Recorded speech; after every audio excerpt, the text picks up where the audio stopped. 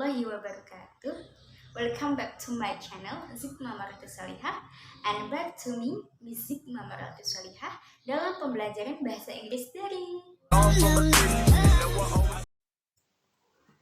Hai, Assalamualaikum warahmatullahi wabarakatuh. Okay, today we will learn about analytical exposition text. Nah, what are the contents of analytical exposition text? Apa saja yang bakal kita pelajari pada hari ini?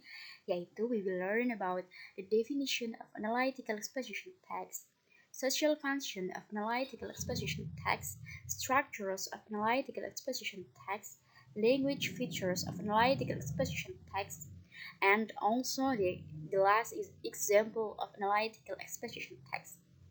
So stay tuned. And the first is about definition of analytical exposition text. Exposition text is a text that elaborates the writer's idea about the phenomenon surrounding. Nah, dalam definisi bahasa Inggris ini, analytical exposition adalah a text that elaborates the writer's idea about the phenomenon surrounding. Nah, kalau diartikan dalam bahasa Indonesia, teks ini merupakan sebuah tulisan yang menunjukkan opini penulis mengenai hal-hal yang mereka pedulikan atau yang sedang terjadi di sekitarnya. Misalnya seperti kejadian, sebuah benda, ataupun sebuah tempat. Nah, dari pengertian di atas, kita bisa tahu nih kalau analytical exposition text berisi pemikiran penulis ya, yang tadi sudah saya jelaskan.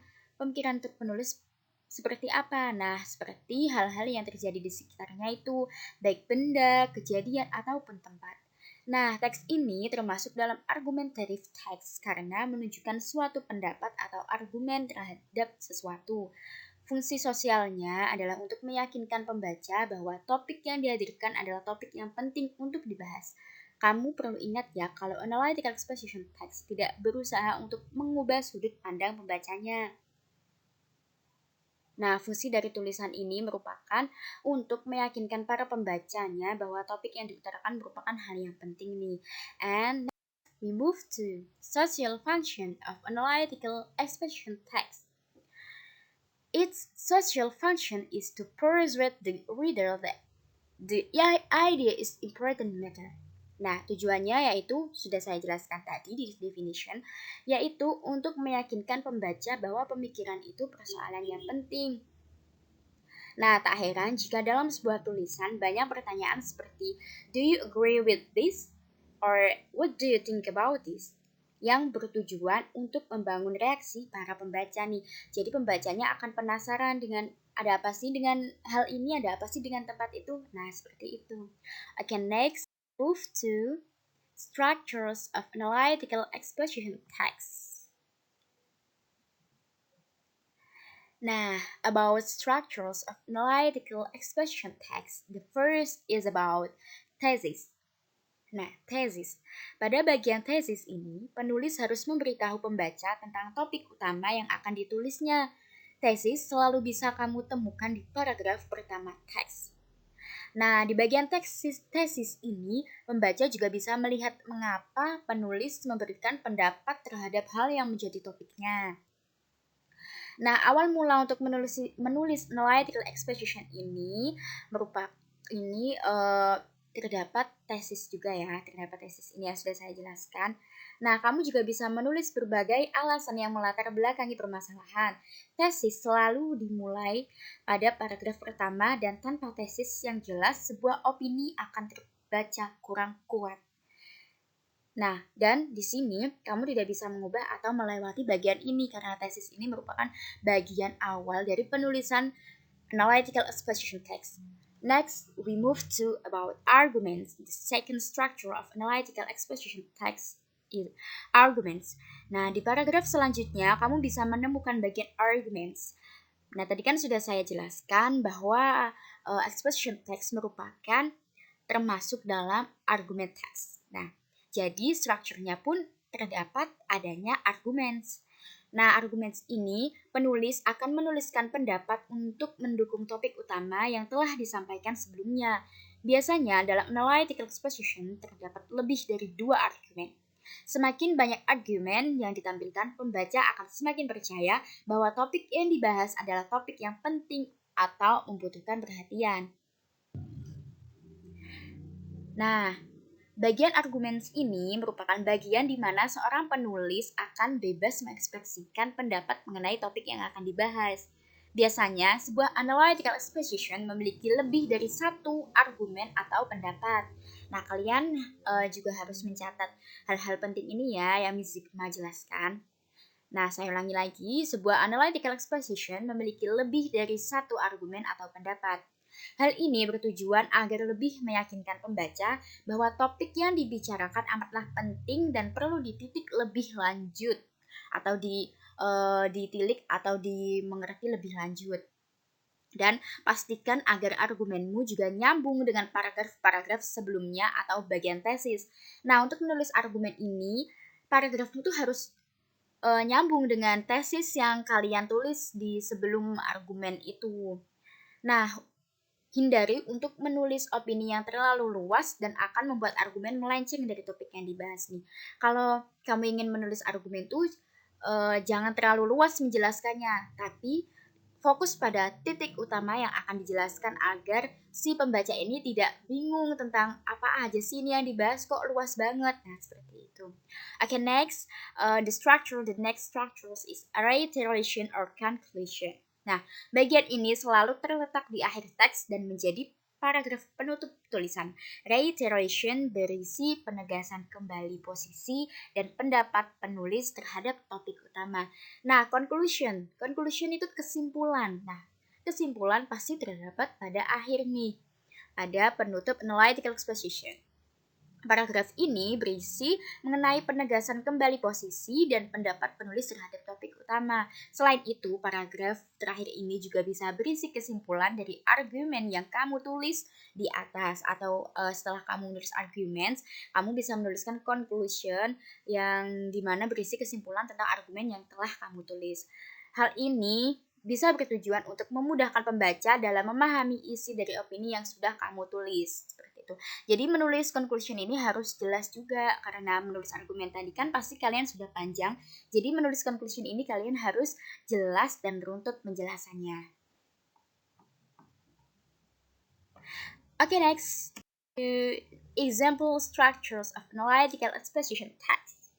Nah, di sini saya sudah ada sebuah contoh dari structures of analytical exposition text, dari thesis, arguments, and reiteration or conclusion. So you can read on. Jadi kamu bisa membaca sendiri tentang example structure of analytical exposition text ini. Jadi the importance of having breakfast itu merupakan judulnya, and judulnya itu tentang pentingnya kita sarapan.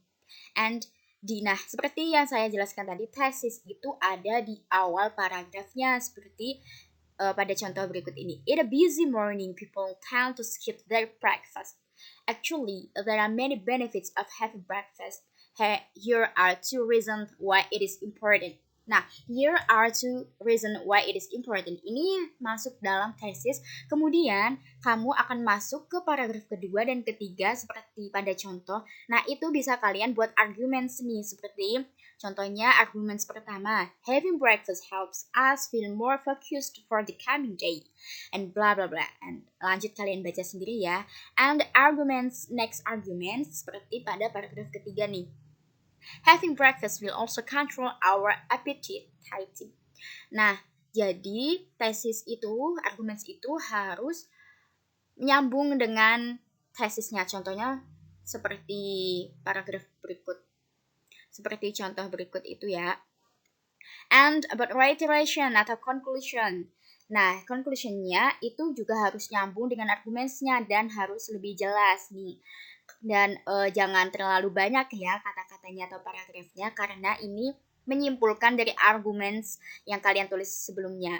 Nah, seperti the 2 reasons above to help us feel more focused and to control our appetite, or only some of many reasons out their own why having breakfast is important. There are indeed many other benefits of having breakfast. Nah, jadi itu menjelaskan tentang dua alasan penting mengapa kita harus sarapan. Jadi saya harap kalian bisa paham mengenai example structure of analytical exposition text. Next, we move to language features of analytical exposition text. Tentang unsur kebahasaan analytical exposition text. Nah, the first is about penulisan analytical exposition text harus menggunakan simple present tense. Apa itu simple present tense? Simple present tense. Nah, simple present tense adalah verb 1. Nah, seperti kata-kata feel, now, realize. Jadi kata-katanya verbnya itu tidak ada tambahan ed atau verb 2 atau verb 3. Jadi harus menggunakan verb 1. Nah, dalam menuliskan opini itu, kamu perlu menggunakan kata-kata yang mengekspresikan pikiran atau perasaan. Contohnya nih, seperti experience, feel, know, realize, sense, think, and other. Nah, and then, the next is menggunakan internal conjunction, yaitu kata penghubung yang menghubungkan argumen di antara dua klausa nih. Contohnya seperti apa? Nah, internal conjunction ini terdapat 4 kategori dicatat ya.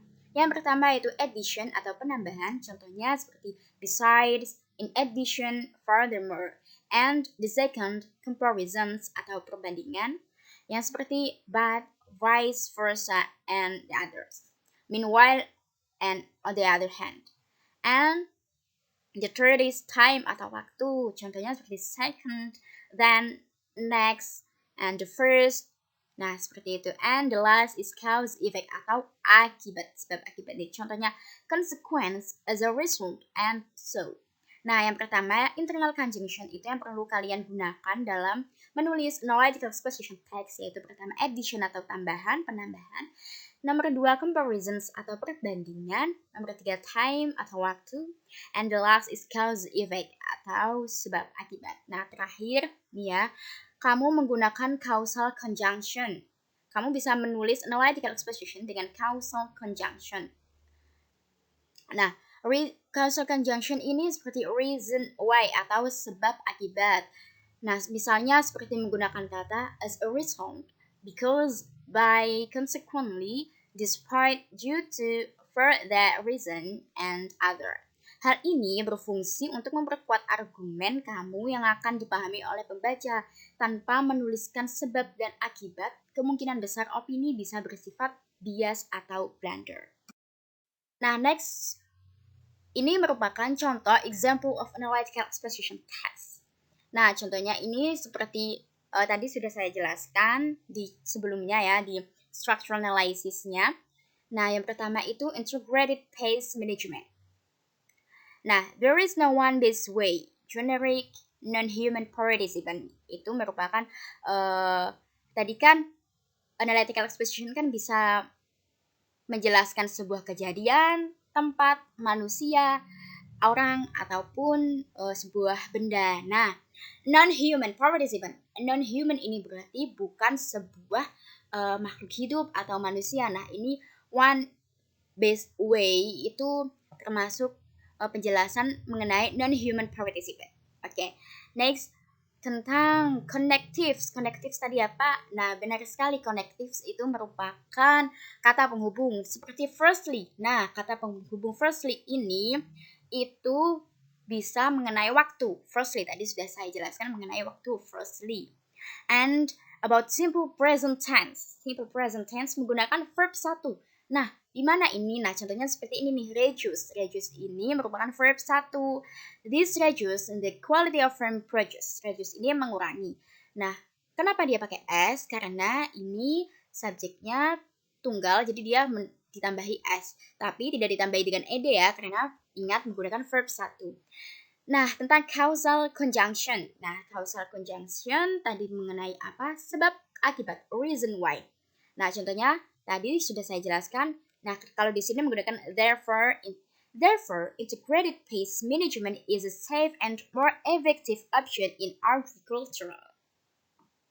Therefore, di sini yaitu oleh karena itu. Nah, oleh karena itu, therefore integrated pest management is a safe and more effective option in agriculture. Nah, oleh karena itu, pengendalian hama terpadu adalah pilihan yang aman dan lebih efektif dalam pertanian. Nah, contohnya seperti itu. Berikutnya nih. Nih, sudah saya bedakan antara tesisnya di mana, titelnya di mana, argumen 1, argumen 2, argumen 3, argumen 4, and 5, and the conclusion-nya tersebut. Nah, kalian bisa membedakan sendiri ya dan membaca sendiri ini, dan kalian perhatikan structure-nya dari titel sampai conclusion-nya. Nah, sampai di sini pertemuan kita, and I hope you will enjoy it and understand my video. And thank you very much for nice attention. And last I say, wassalamualaikum warahmatullahi wabarakatuh. See you in the next video.